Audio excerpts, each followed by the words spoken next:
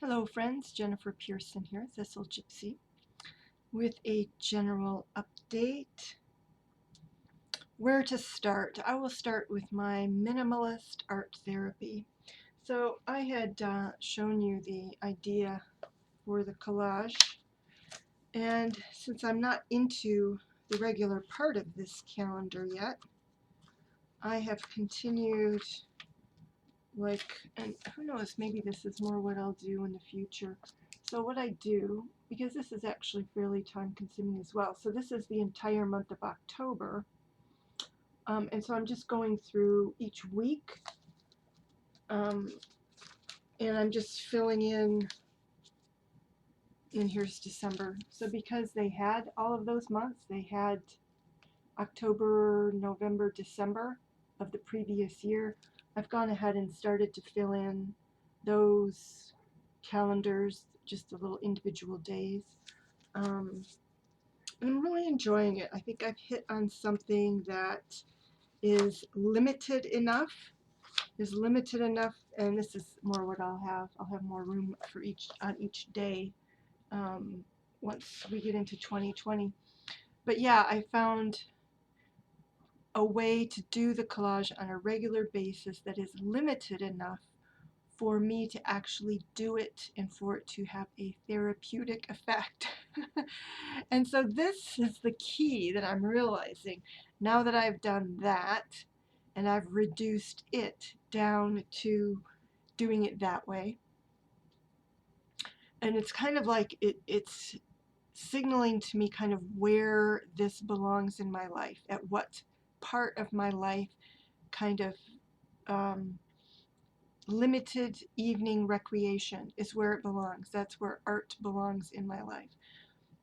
But getting out and doing the collaging is more involved than I would normally do in an evening. Say I'm really tired or something. And so um, I've I made an excuse for getting a cheap little journal.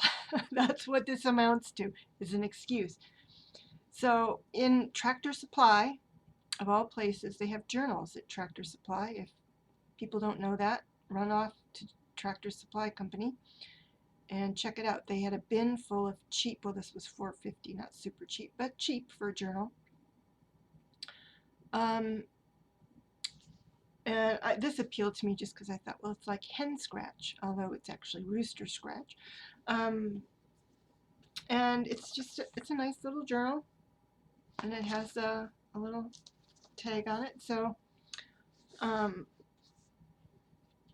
I got it, and what happened is I was looking at it. I looked at it and I thought, oh, I know what I'm going to do. I know what I need to do. Not only have I had collaging that I never do, I have a bunch of colored pencils and I have coloring books that I'm not, I rarely color in them. And I know that the reason is this, and this is where I think, oh my God, I could never be an artist, which is, it's not an aspiration anyway. Well, maybe at one time for photography, but not for manual manipulation of media on a page. Um,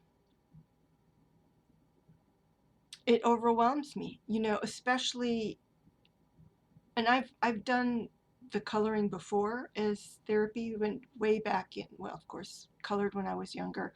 Um, and then even when it would have been my early 30s, I was in a job where I was scoring standardized tests at a facility that was doing that. And there was a whole line of us, because we're just a line, a bunch of educated people sitting at computers. And, but, the system would go down and all kinds of crap would happen, and you'd be left sitting there with nothing to do. And kind of a line of us got coloring books. We all got coloring books and crayons. And when the system would crash or things would be backed up, we would get out our coloring books. But they were more children's type coloring books, so you would have large blocks of color, um, and and very simple. There's not a lot of decision making process. Whereas with the more intricate coloring books, and I was so happy when adult coloring books suddenly boomed, when you're finding adult coloring books in the at Dollar General, by the ton. And um, so, of course, I got some, but I'm not using them. And I realized that part of that is the conceptual decision making process. What colors am I going to use for what elements? And then when you have these little itty bitty um, details that you're filling in, it takes forever. And I don't have the endurance, the patience for that most of the time. That's why my coloring books end up on a shelf and they may have 2 or 3 things colored in. So, but I feel like I need art therapy. I need art therapy. I need something like this in my life. And um, and I realized that in part I took out I had another little book before I came up with the calendar idea for collages. I got just a little square book of art paper, just art paper as in just a little thicker than normal, um, for thinking I was going to do collages on that, and I may yet, and it's a ring binder. And I was looking for something in one of the drawers back here, and that popped up, and I said, all right, so now I've made this more or less obsolete. And recently I had inherited, had I purchased? I think it's all inherited. I had inherited from, as I occasionally say on here, things come to me from my sister. Um, I can't remember if it was um, her partner's sisters or her partner's ex's oil pastels. So I'd inherited a bunch of oil pastels, which was great. As a medium, that is one that attracts me. Um, and so I got them out, and I thought, well, I'll just play with them because I'm kind of sorting things out. So part of the reason for playing with them is I thought, well, if I'm not going to use these, if it doesn't really attract me, if I can't find a simple minimalist way to use these, then I might as well give them away or whatever. They're a bunch of old, kind of broken ones, dirty ones. Still very usable though. Um, and I guess there's a set that's mostly complete that isn't all broken. Um,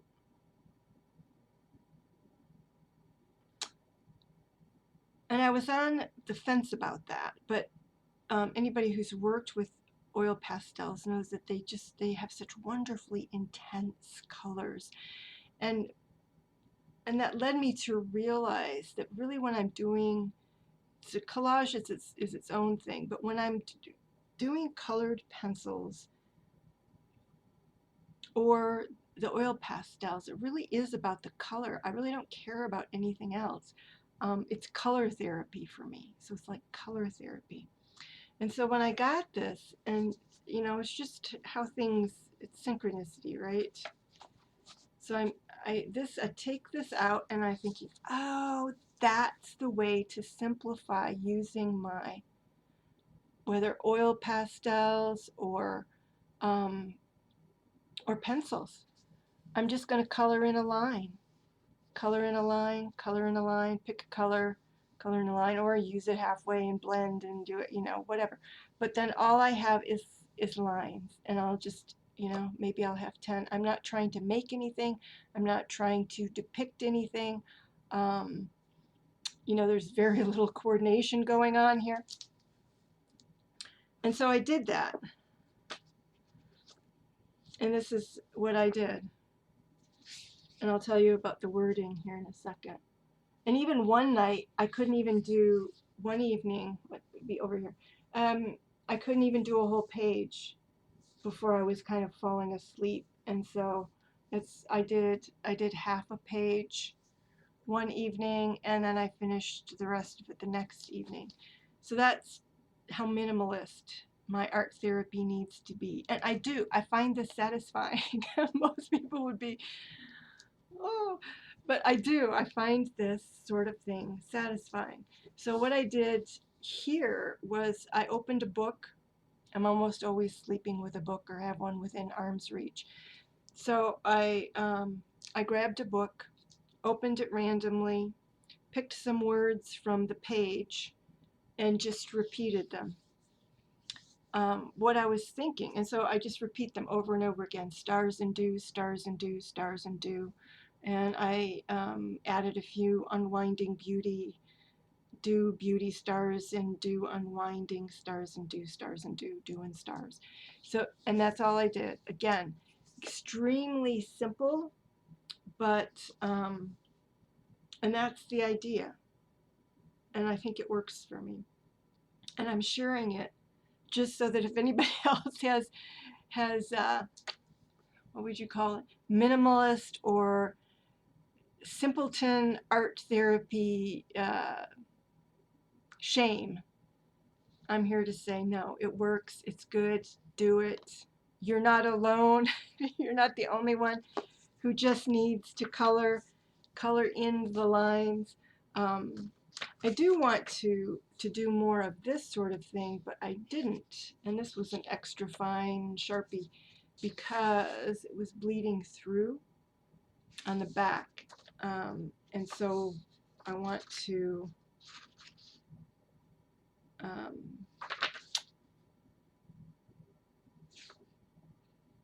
yeah, I want to find some type of pen that will write over, this is colored pencil here, will write over that easily enough. I suppose if I was using pastels, I could scratch it in. You know, you just use a stylus of some kind and you can scratch into it. But I would like to just find a pen so that I can do some of that write over stuff, because this satisfies the wordy in me, you know, the ex poet in me, just to be able to play around like that with some words. So there's my my minimalist art therapy, or my simpleton art therapy, the art therapy for the overwhelmed.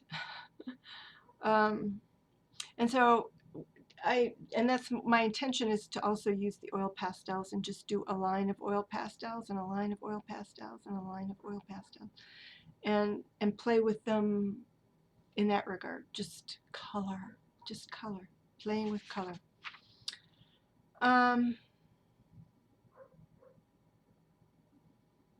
So on to the next thing. And this is going to be longer than I had expected. Maybe this part will be not as long. I don't know. So I've talked about my, I'll say, money issues on the channel before. So, and it's about,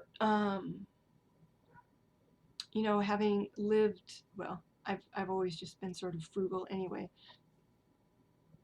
and not paid a lot of attention to money in terms of building, like building up investments and making sure that I'm paid a certain amount or anything like that. Okay, negligent. Put it right here, negligent, financially negligent. Now, what I don't do is except for in medical situations, I don't generally overextend myself. I don't write bad checks.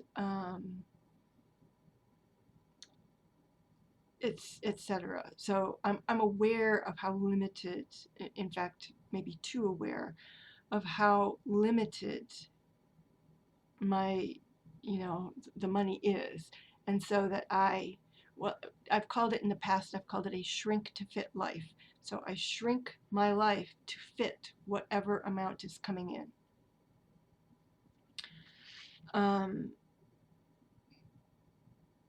But now I have some, you know, I can live more appropriately. But I haven't adjusted yet. And I've talked about this before. So I still end up with um, a resistance to spending. Again, I did loosen the noose for some deck spending over the last year or year and a half. But that still, except for October, that still was kind of measured, and not in large chunks. Um, and often buying used. But I was faced again with this resistance to spending. And sometimes it's good and sometimes it's not. It kind of comes down like a block, so that even the when I in one circumstance, so I had a used car come available that could have been desirable in one respect, and I just found myself really kind of twisting myself in knots. It's like there was a logical way to approach assessing that opportunity, and it was like, you know, it's like I couldn't, I did in the end reach that, but I felt like I was pushing through a wall or something. Well, maybe not as firm as a wall, but I was pushing through something. you know. It's like, why can't I think about this? I just need to think about it. I know I can think about it. I just need to think about it. Um, and partly it's like I know there are factors here that I'm like forgetting, and part of it was forgetting in the sense of it wasn't forgetting it because I deeply wanted the vehicle. There was one main plus to the vehicle, and that's that the back seats folded down flat. Dog, cargo. That's what I'm thinking. A dogmobile. I need a dogmobile. Um, but in like assessing that as an opportunity and where and how far I would go to potentially purchase that vehicle, I had a hard time thinking about it clearly. In the end, I did. I made them an offer that was lower than I expected them to accept, and they didn't accept it. But I came to what for me was what I would call acceptable financial risk, and um, also got really clear about in what circumstances I'm willing to borrow money for a vehicle. Or to put it another way, when I'm willing to borrow money um, for a personal loan, requiring collateral,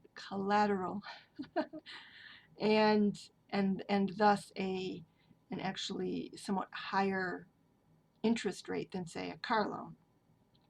So a car loan uh,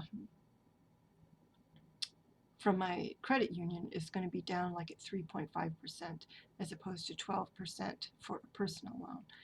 So which kicks in when you have an older car as opposed to a car that is 10 years or more recent. So 10 years old or younger. So I finally did like manage to wrestle with that. But in the process, I pulled a lot of cards.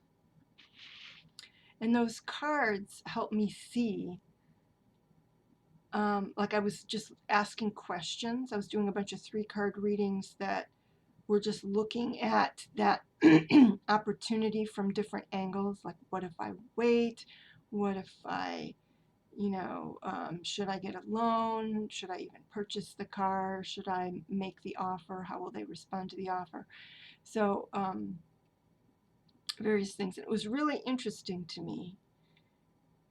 And I felt like I was having some difficulty perceiving the answers of those. But one of the things that was interesting to me was that almost none of the cards that came up were pentacles. None of, the Five of Pentacles never reared its ugly head. Um, and there was a fair amount of wands. There were some majors, so kind of a smattering of other suits, but almost no pentacles. And that told me that really what was going on, and in part what I was dealing with, had nothing to do with money. It had nothing to do with that. Um, and that's part of what got me to step back a little bit. And I always tell people, like, whenever I'm shopping for something big, I always tell them, like I told the person when I went and looked at the car, I said, um, I, I always step away. I always step back and reassess. That's always the case. Um, but, usually when I do that, within, I don't know, a few hours, I've cut my gauge has kind of leaned one way or the other. And in this situation, it just took a long time for me to sort through what worked for me and what wouldn't work for me, what I wouldn't regret if I did it, and what I would regret if I did it. So yeah, and one of the things that really helped is finally, after doing these various um, 3-card spreads with, I don't know if you, 3-card pulls, not really spreads, but 3-card pulls, um, using a Rider-Waite-Smith deck, I decided to get the baseball tarot. It's like I just want a decision. I knew it was either going to be the baseball tarot or the herbal tarot, but the herbal tarot will sometimes throw me a curve. Although it probably would have said, this is just emotional for you, because that's what it does. It says, you think this is the issue. Well, really, this is the issue. But I wanted something kind of clear cut. And so I got out the baseball tarot, and it really made me reappreciate the baseball tarot. And I think I will be bringing it out more often for practical questions. And one of the interesting things, so I made the offer, and they refused me as I suspected that they would. But I figured, doesn't hurt to make the offer. And and that was cleared, and I felt good about that, and I moved on. But then today, I'm trying to finally, and this also earlier in the week, I was trying to make some gift purchases. I was trying to make decisions about gift purchases. Okay. And again, it's like this excessive decision making, taking a really long time and really looking super. It's like, what is that? There's in the, what is it? I know what, oh, the Enchanted Map Oracle. There is the picture of the elephant in, and his legs are like halfway down in mud, and he's going around and around in a circle. That's what I feel like I do with these purchases. And these are not, it's not like I'm buying my siblings and my parents, who I don't have a bunch of children. How do you guys do it? A bunch of children to buy for. And it's not like I'm buying them $100 or $200 gifts or something like that. But there's kind of an excess of consideration given what I'm doing. And I feel like that again is down to this prohibition of sorts deep in my psyche, about not, I don't know if it's 100% about not spending, if it partly also has to do with gifts, which would be really weird, and I mean even gifts for myself. gifting my, things that are non-necessities, or what I perceive as non-necessities. And I don't know if that's true. I certainly can't blame parents. My mother loves, I mean, we had used to have absurd Christmases with humongous amounts of gifts flowing out from the Christmas tree. And she just loves giving gifts. So I don't know what that is. Do I think it's super serious? No, I don't. I definitely think it's, and I figured it has to do with making decisions for other people. I think has more to do with it, which is part of gifting, right? You're making a decision for others and not being able to kind of sort what's really important or what this person really needs, from among the gift things that have been presented. I don't know. So it's been a difficult week regarding money issues. And then too, I was in Walmart, and one of the good things, I overcame some of my money issues a little bit in Walmart, in the sense that while I was there, and part of that was purchasing a gift that was requested, and that was relatively easy. But I'd already done a bunch of looking at stuff online. And there is just like, this must be my Virgo or something, my Virgo moon. You're purchasing something for someone you care about. So the moon energy is kind of that emotional energy is there.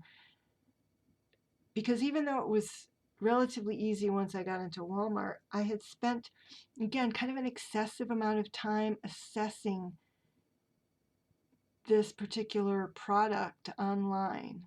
And I finally kind of pulled away and said, just stop it, Jennifer. There's not that much difference between these things. Just stop.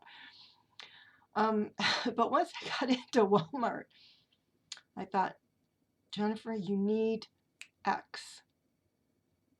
I've needed to systematically replace some curtains, that in one situation they've gotten to the point where they faded a lot, but to get blackout curtains and washable, things that are washable because of the dust and my allergy to dust mites and things.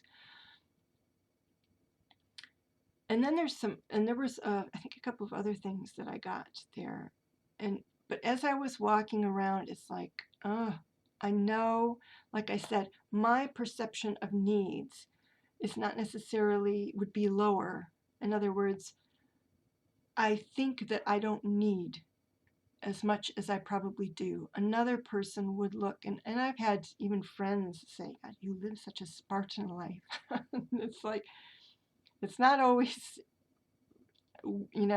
by design, sometimes it is, from, at least from the minute I got Lyme disease, right? That had nothing to do with it. When I was younger, it had a lot to do with a love of freedom. That is more my Gemini side, wanting to be free to go and just, put everything I owned in a backpack, even if I wasn't backpacking, or a truck. For many years, it was my truck. If it didn't fit in the back of my truck, it, you know, so I didn't buy furniture because that would take up too much room in the back of my truck. I would buy used furniture or just live in whatever happened to be there when I rented or whatever. And so part of my adjusting to having a more reasonable income is to understand better what are my real needs. And that isn't necessarily getting more stuff. Some stuff is going to disappear. Back in this corner over here, Alina, I was thinking that might end up being my corner for meditation. That's, according to Feng Shui, that is my health area right there. That's my health corner. That's my health direction. So that would be a great place actually for me to sit and do any sort of energy work, whether from down up or from up down. um, so yeah, but I got in there, and when I started to think about what I probably need, I just had to shut it down. It was just too much. I'm thinking, no, just get what's on the list, this, and stop, and stop. Maybe another time I'll be in Walmart and I'll be able to loosen up. Um, and another reason that there are the strictures, that I've got in place right now, both with the potential of buying that car uh, and just spending in general, is part of the health uh, adjustments that I need to make in my home is getting all of the carpets out of here. And so really the next big expense, which I'm trying to inhale financially to prepare for this, is getting reflooring the home, getting all of the carpet out, putting down vinyl. I wish it could be linoleum, but I think that would be too expensive. But getting all the carpet out of here. So anyway, there are my stress relievers and my stresses from the past week. I'll also mention, just as an aside, as I was doing some other spreads, I was using the greenwood as a clarifier. So this is mainly for Lark. so Lark, hey, it's working using the greenwood as a clarifier. Just picking 3 cards. It's speaking to me fairly easily. So I don't know, maybe that, and I don't know that I'd ever really thought that there would be decks that are primarily, most people use oracle cards, a set of oracle cards as um, their clarifying cards, or for summing up a reading or something like that. Well, I might end up using the greenwood. I don't know, or other decks for that matter. Anyway, there it is, a little bit of an update. If I'm not on here again between now and the holidays, as things start to get a little busy, yeah, everybody have a wonderful holiday season. Christmas if you celebrate it, Kwanzaa if you celebrate it. I wonder about doing the Kwanzaa. Was it last year that we did the Kwanzaa? It was quite intense. The 7 days of Kwanzaa. Ethany's got out, anybody who doesn't know this already, Ethany's 31 Days of Tarot. She's got her prompts out, so go ahead and check out her channel. I'll probably end up doing it to the extent that I do in weekly sets like I did last year. And there's quite a few of her questions this year I just don't have too much of a response to. But I think I'll probably still do it. What else? Yeah, so I'll probably, at the very least, I will see you back for the beginning of Ethany's 31 Days of Tarot. All right, everybody, take care. Have great holidays. Bye-bye.